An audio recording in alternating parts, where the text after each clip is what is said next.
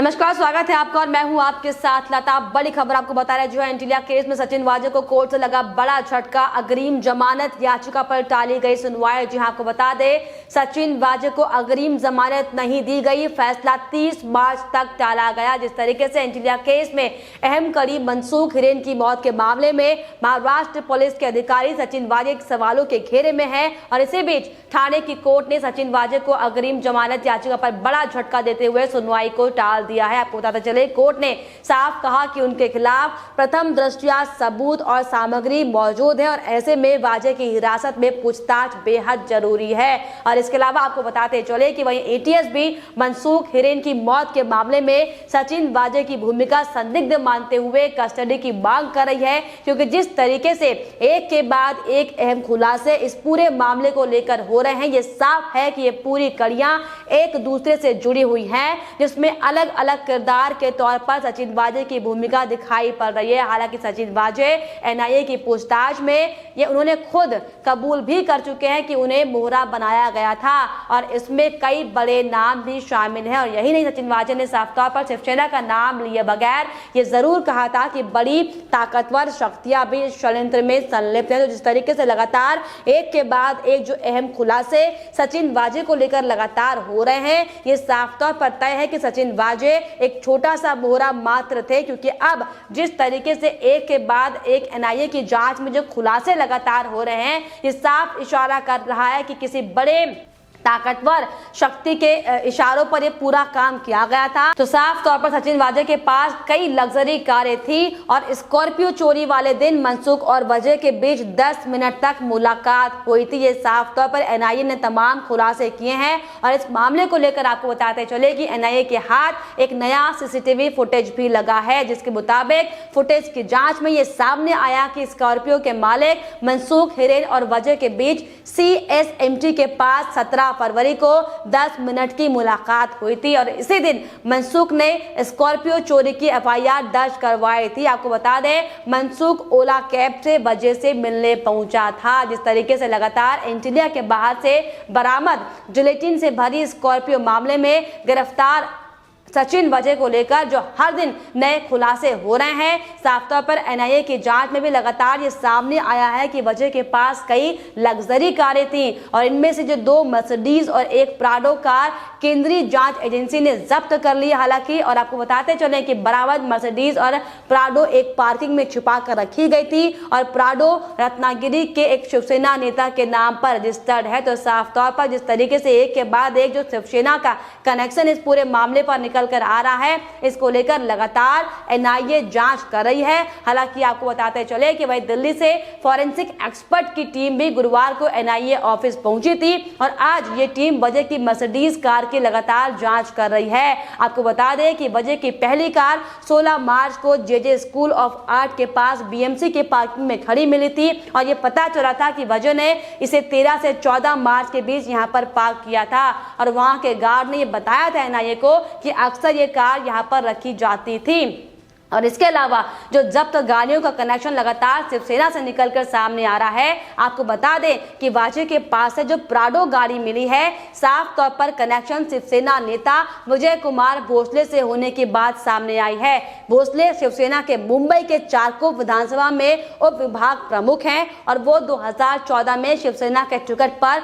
गुहागर विधानसभा से चुनाव लड़ चुके हैं। उन्हें एनसीपी के भास्कर जाधव ने हराया था। हालांकि आपको बता दें कि भास्कर 2019 में शिवसेना में शामिल हो गए थे। तो तमाम जो एक के बाद एक अहम खुलासे एनआईए साफ तौर पर कर रही है और अब जिस तरीके से एनआईए के हाथ में जो नया सीसीटीवी फुटेज लगा है, जिसमें साफ तौर पर फुटेज में ये जांच में सामने आ रहा है कि स्कॉर्पियो के मालिक मनसूख हिरेन और वाजे लगातार आपस की मुलाकात उनमें होती रहती थी और इस पूरे मामले को लेकर जो तमाम जो पहलू अब एनआईए सामने रख रही है, साफ इशारा हो रहा है कि अब कहीं ना कहीं कोई बड़ा एंगल है जो अब तक इस पूरे मामले में छिपा हुआ है। हालांकि लगातार तमाम जो जांच टीमें हैं वो लगी हुई है और इससे पहले जिस तरीके से हमने आपको बताया था कि कैसे जो काली मर्सिडीज बरामद की गई थी, जिसमें साफ तौर पर कटिंग मशीन, 5 लाख रुपए और कुछ जले कपड़े मिले थे। उसको लेकर लगातार एनआईए हालांकि जांच कर रही है, क्योंकि जिस तरीके से एक के बाद एक जो सीसीटीवी फुटेज में जो तमाम जो दृश्य सामने दिखाई पड़ रहे हैं कि कैसे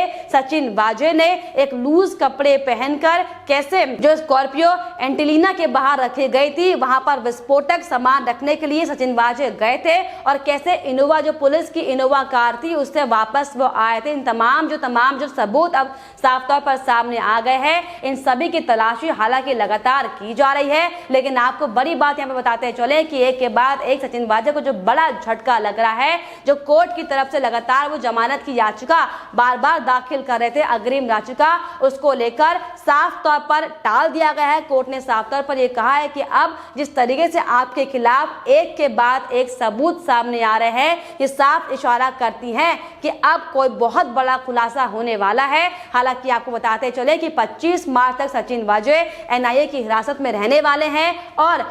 एनआईए का साफ तौर पर यह कहना है कि अगर जरूरत पड़ी तो कस्टडी को और बढ़ाया जाएगा। तो जिस तरीके से लगातार एनआईए वजह के साथ काम कर चुके सीआईयू के 3 अधिकारियों के बयान में दर्ज कर चुकी है और ये तीनों वजह के बेहद करीबी भी बताए जा रहे हैं। इससे पहले आपको बताते चले कि एनआईए की टीम क्राइम ब्रांच से जुड़े 9 कर्मचारियों के बयान दर्ज कर चुकी है। तो साफ तौर पर जो तमाम सबूत सामने आए थे कि कैसे इस पूरे एंगल को जो मुंबई पुलिस कमिश्नर रह चुके हैं परमवीर सिंह को पूरी रिपोर्ट भेजी जाती थी। हालांकि उनका तबादला किया गया है, लेकिन लगातार एनआईए की पूछताछ जारी। उसी कड़ी में आपको बता दें कि आज भी एनआईए सीपी दफ्तर पहुंची थी, जहां पर कई अधिकारियों के साथ अहम बातचीत की गई है। तो जिस तरीके से लगातार अब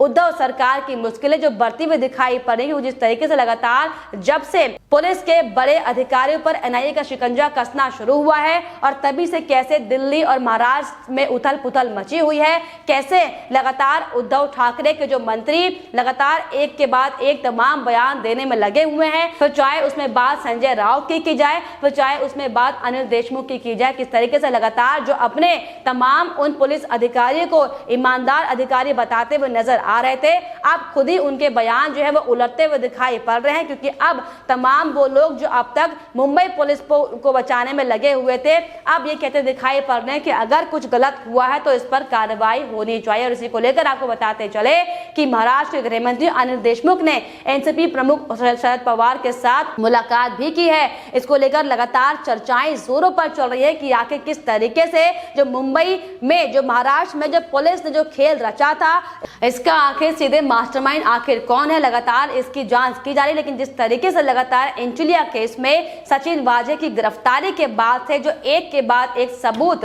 सामने आ रहे हैं, ये साफ इशारा करते हैं कि कुछ ना कुछ बहुत बड़ा है जो एनआईए की अभी पहुंच से बाहर है। लेकिन ये साफ है कि अभी कई अहम कड़ियां जिसका खुलासा होना अभी बाकी है। हालांकि लगातार एनआईए की टीम सचिन वाजे से पूछताछ करने में लगी हुई है और इसी कड़ी में सचिन वाजे के घर की भी लगातार तलाशी की जा रही है। हालांकि अब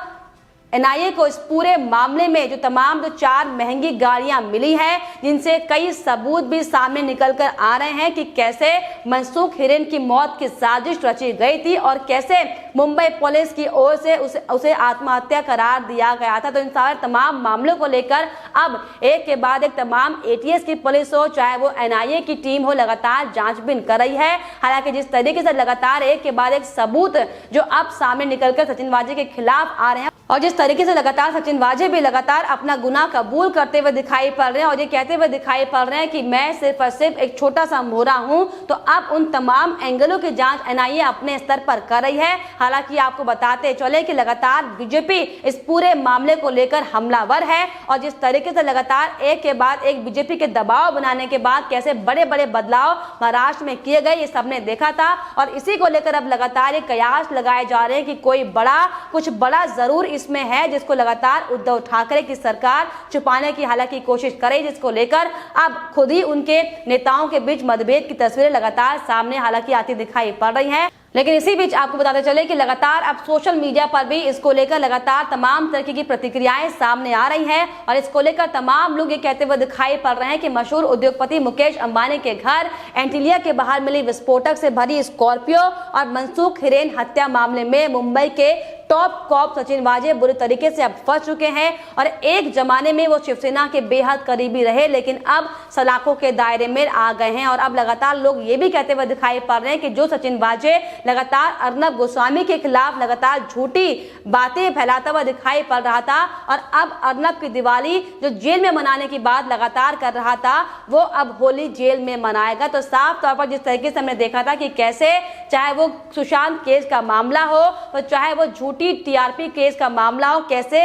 अर्नब गोस्वामी के खिलाफ लगातार तमाम तरीके की बातें फैलाई गई थी और कैसे परमवीर सिंह और सचिन वाजे ने मिलकर किस तरीके से झूठे आरोप टीआरपी केस घोटाले को लेकर लगाए थे। लेकिन अब जिस तरीके से एक के बाद एक जो मुंबई की पुलिस शिकंजे में कसती हुई दिखाई पड़ रही है, ये साफ इशारा करती है कि बेहद लंबे समय से महाराष्ट्र में जिस तरीके से एक जाल लगातार बुना जा रहा था उन तमाम लोगों के लिए जो राष्ट्रहित की बातें करते हैं, लेकिन इसका खुलासा अब साफ तौर पर हो चुका है। क्योंकि अब जिस तरीके से एक के बाद जो सबूत सामने आ रहे हैं, इससे वाकई उद्धव सरकार के होश तो उड़े हुए हैं ही, और साथ ही साथ अब एनआईए जो शिवसेना का कनेक्शन इसमें लगातार नजर आ रहा है, इसको लेकर भी पूरी जांच पुख्ता तरीके से कर रही है। और एनआईए इसको लेकर यह भी साफ कर चुकी है कि अगर जरूरत पड़ती है तो शिवसेना के नेताओं से भी इस पूरे मामले में पूछताछ की जाएगी, जो कि वाकई उद्धव सरकार के लिए बहुत बड़ी खतरे की घंटी साबित हो सकती है। फिलहाल इस पर आपकी क्या राय है, हमें कमेंट बॉक्स में जरूर लिखिएगा। साथ ही साथ हमारे चैनल को सब्सक्राइब करना भी